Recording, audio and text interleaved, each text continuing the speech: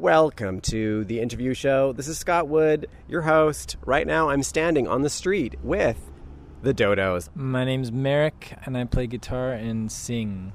This is Logan, and I play drums. I just saw your sound check, and you were arguing about how to properly open the show, so I'd love you to talk a bit about that. Well, Meric and Joe, our new third member, came up with this really cool riff.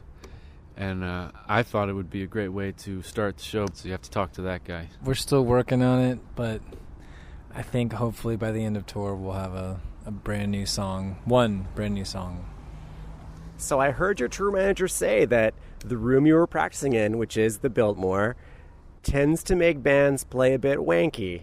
So I thought I'd ask for your comment on that. Well, in our case, really there's always a potential and a desire to play wanky.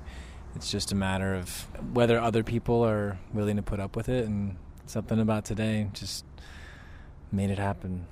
We just need an enabler, and the Biltmore is a perfect enabler for us. So you guys, you're 5 albums into your career, and you've been doing that as partners. I thought I'd ask, when was the last time you looked at the other guy and said, nice, that guy's really got it going on? Usually every day, because Meric's doing a lot of solos these days on stage. So I'll just be holding down my beat, and I'll look over.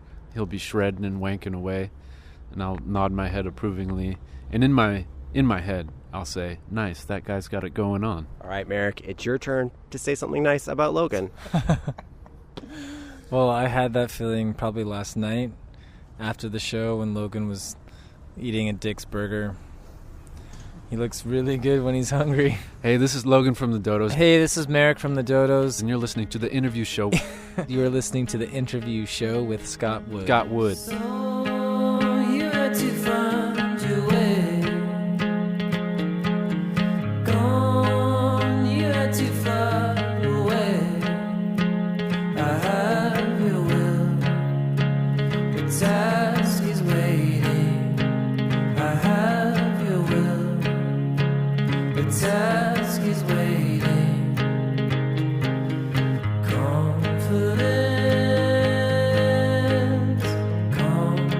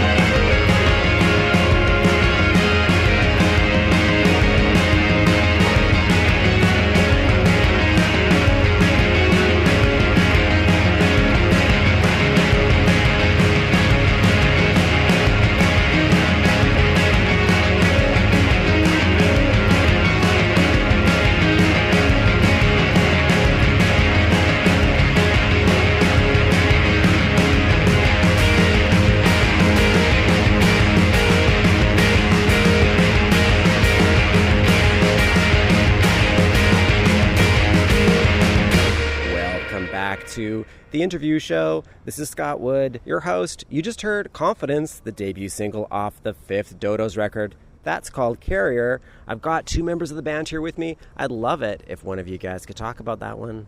To me, I think about that song in its infant stages. It was really hard for me to play to the loop that starts the song because of its repetitiveness in tone, not just in the rhythm. Like I was always losing the one. I was losing the downbeat always. It's really fun now to play it because it seems so natural to me, and I can think back to when it was a real pain in the ass. So your 5th record, it's called Carrier. The record started with a bit of a dark cloud over it. You lost a band member, Chris Reimer. Well, for those who don't know, he was in a Zeta Booth and Women. He came our way after that. Well, this is fairly trivial, but I think about it all the time. Whenever he encountered something that he didn't like, usually musical or entertainment-wise or something like that, he would always go, ugh, ugh. And I totally stole that from him. So now when I hear some music that's just terrible, I'll like make that noise. And I will think of him hating it with me. I will never forget how he dances, and I could not reproduce it, and I've never seen anybody else be able to reproduce it. I think it's a combination of attitude and just body type. He had an amazing proportion. He had an amazing body. That's true. So you guys have said that you started this record, Carrier, at an uncertain period in your life. What's it like to be in an uncertain place musically 5 albums into your career? Being scared and being uncertain, as long as it's, nothing dangerous or detrimental to your health, or it's a good place to be. And I feel like that period of uncertainty brought about like a lot of new things for us, and we kind of like passed that uncertain point, and it's always greener on the other side. Go green. Yeah, the period of uncertainty has yielded like a new crop. We persevered through that period, and now there's like all this new music. It feels like we used to pick corn, and now we're picking broccoli, if that makes sense. It does a little bit. So I read an article about your band, the Dodos, and they said the Dodos' career could be a textbook case for young indie bands, and I was hoping I could get your take on that. Really? I'm sorry, dude. I'm just processing that right now, trying to like see what pattern they see as textbook. So I'll ask the question this way. Do you guys think the Dodos has had a common trajectory for an indie band? Or how do you guys think you're different from a common career trajectory, if there's such a thing? I'm trying to figure out what that is. Like by the end of this tour, I feel like I'd have a more clear answer because of the aforementioned period of uncertainty. Like our trajectory is like being shaped right now. This is like a kind of defining moment for us where it's like the future is not yet seen, but people's reaction to this record might help us get a lock on what that is. But yeah, man. You guys, either you're very, very chill or I caught you on a low energy day. Which one is it? It's really hard to sum up your life's work, especially when somebody else is calling it like, cliche. You're just like, well, fuck. I don't think he said cliche. He said a textbook example. Similar feelings. It definitely calls up certain things.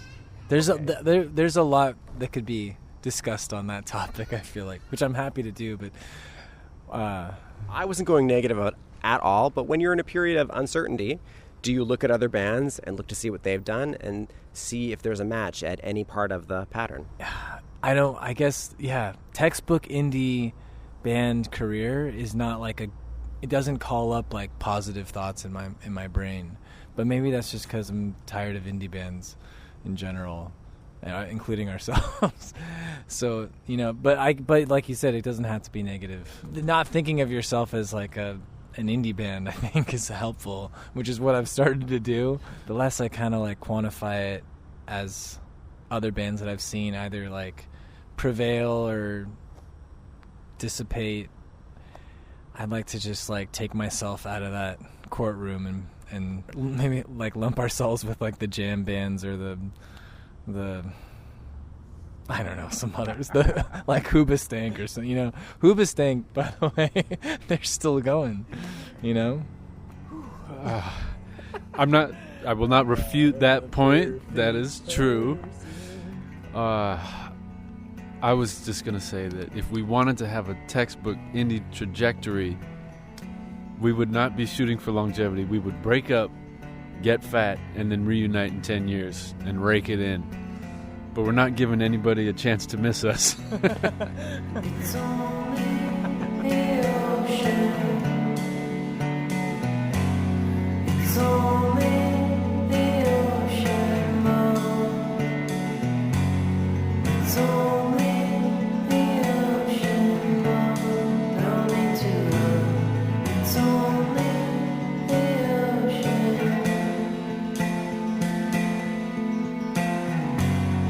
It's only the ocean.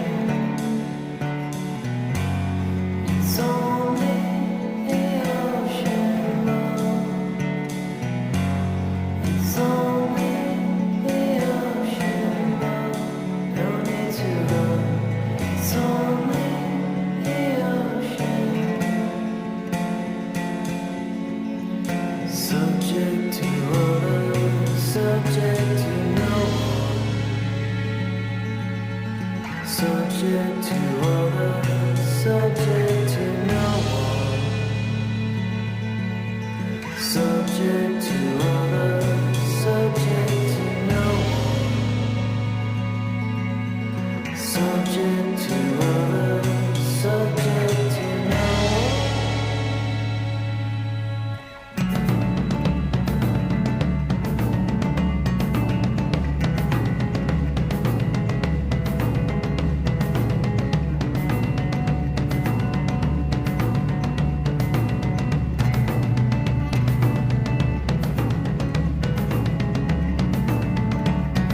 There's no need to run at all.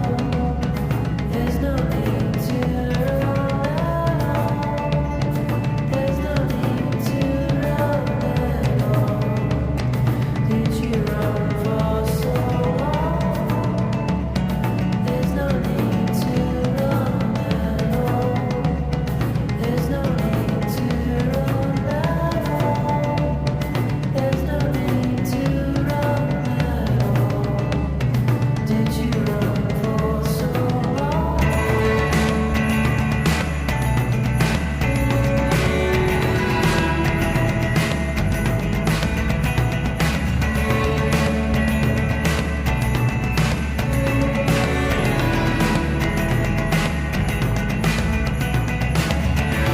Why won't you be where I want you to be? Why won't you be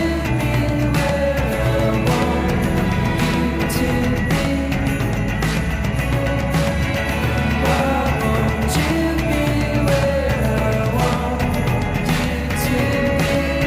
won't you be where I want you to be? Why won't you be where I want you to be?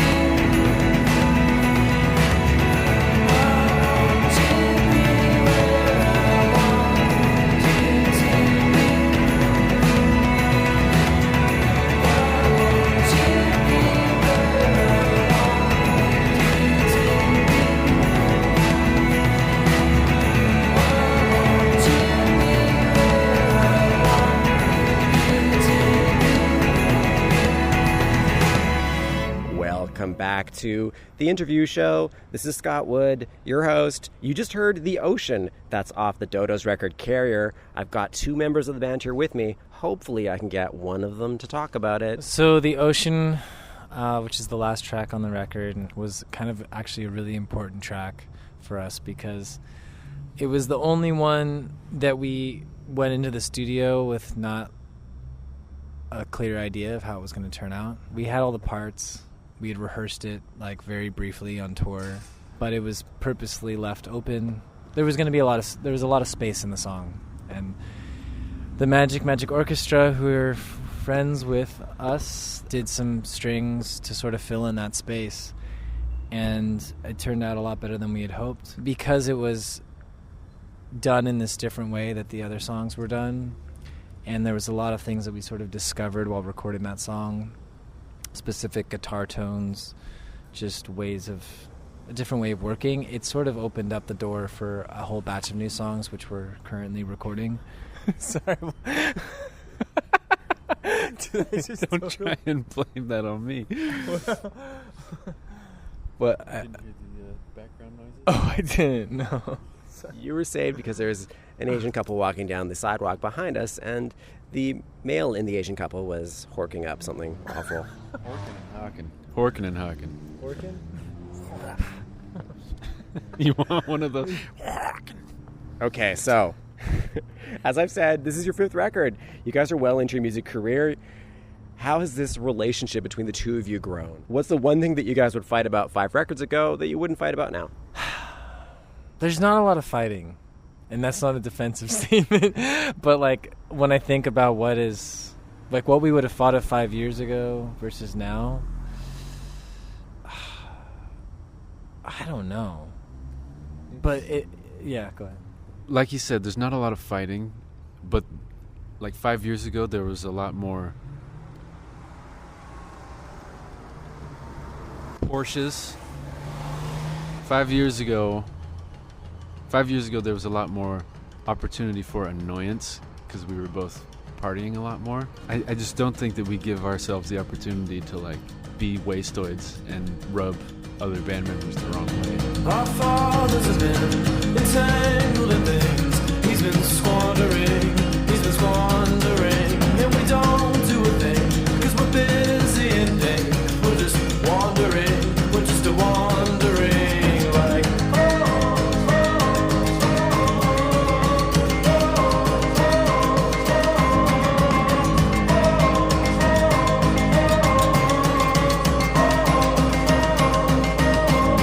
his son is his prize. He tells a few lies. He's got his father's eyes, it's in his father's eyes, and he thinks in his mind that he's just getting by, but he's a compromise, he's just a compromising.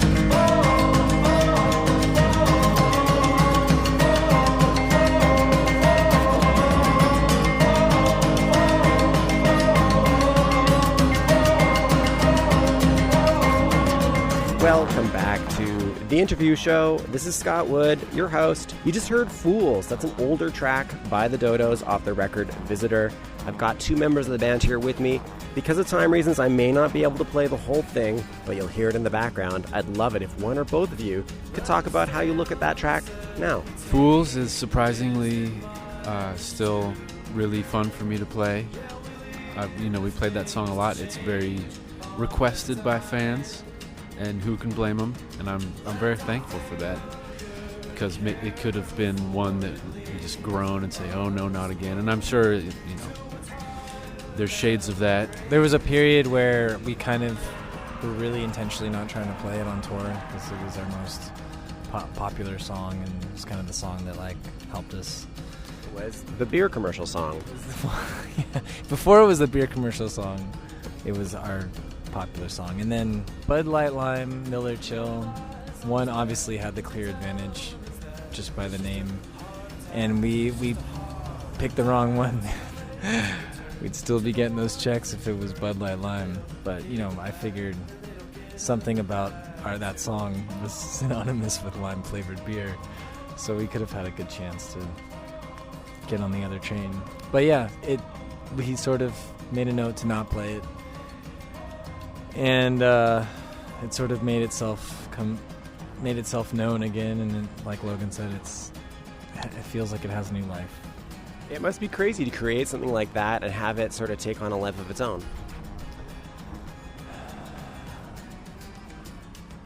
Yes. No, it's true. It's totally true. You know, to have strangers yelling something at you, something that you worked on, you know, a long time ago, that it means something to them, and they probably have, you know, if you ask them this question, a fan of ours, they'd have, oh, I heard it, you know, when I was a freshman in college or something. Like, sometimes you think about that web that something you make can cast over the world. You know, people share it with each other, and you know, you don't see that. There's no way to just sort of Google like Fool's influence on humanity and have a little map pop up with a bunch of red dots. But you think about it sometimes, and you know, its influence from one person to the next, just from one showing it to someone else, could have traveled all the way around the world.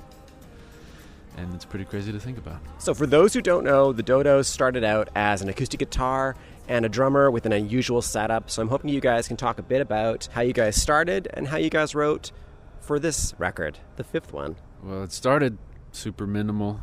I didn't have a lot of drums, and Meric had the acoustic and a few looping pedals. My setup has progressed to now a more standard, like rock kit kind of thing, with a few different bells and whistles here and there. Here comes the Porsche man again. Nice. He's been stalking the neighborhood, showing off his sweet ride. All right, so Meric, do you want to talk about the evolution of what you do in the band? Like you said, it started out as an acoustic thing, and that was like really like a central focus of the band. It was sort of like the idea for the band grew out of the style of acoustic guitar that I played. Everything started there, and so that for most, well, up through our last record, four records in, that was like a necessary element of the band. And slowly over time, it's sort of gotten less and less. Like I've sort of crossed over into more electric guitar territory. It's a pretty common thing to happen, going from acoustic to electric. But I think for us, it was like it was really harder for us to let go, because so much of our sound and just approach was based on the acoustic. Do you guys still sing Temple of the Dog, Hunger Strike to warm up? We don't. We've kind of gone into the more boring vocal warm-up, Jar Jar Binks sort of thing. The new one is going to be Blame It on the Rain, because we just found out today at the club that it's constantly cycling through Joe's head. The new guy, Joe. So do you want to start us off?